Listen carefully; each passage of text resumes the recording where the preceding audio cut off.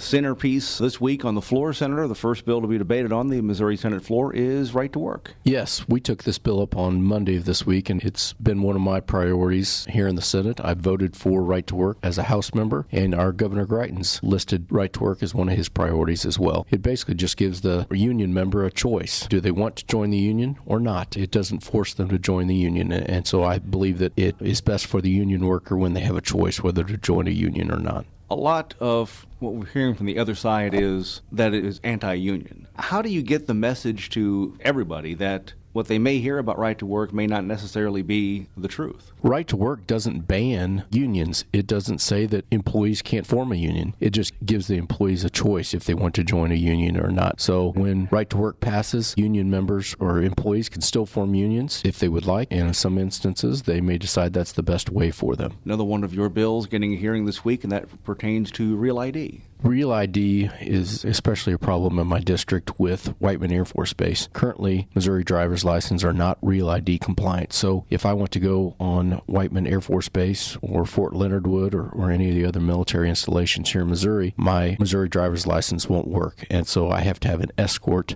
me around on the base when I'm there. Missouri is only one of 7 states that is not Real ID compliant. And then starting in January 2018, Missouri residents will not be able to use their Missouri driver's license to board a plane and fly from Kansas City to St. Louis or across the country. We definitely need to do something, and that's why I filed my Real ID bill, which basically gives you the choice. When you go in and renew your driver's license, you would have the choice of receiving either a Real ID compliant ID or a regular driver's license. The Real ID compliant ID, in order for it to be Real ID compliant, they would store your supporting documents. So the documents that you bring in to renew your driver's license would be electronically stored on a database. That would make that ID Real ID compliant versus a regular driver's license. If you did not want them to store your source documents on a database, you could receive another form of identification. This week also the Senate Appropriations Committee meeting for the first time and starting a fairly long but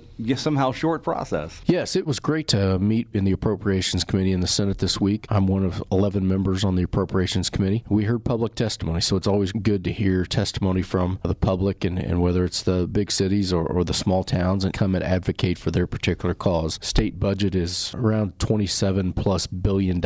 Therefore, we really need to take a look at every nook and cranny and make sure that your taxpayer dollars are being used effectively and efficiently the best way that they can. Even with a $27 billion budget, as far as general revenue, is only about a third of that. The other 2/3, 1/3 comes from the federal government. The other third is other fees that are usually associated with the federal government and some of the fees that we collect that are earmarked for different purposes. So it was good to hear that public testimony. They provided a lot of good information on all of the budget bills coming through.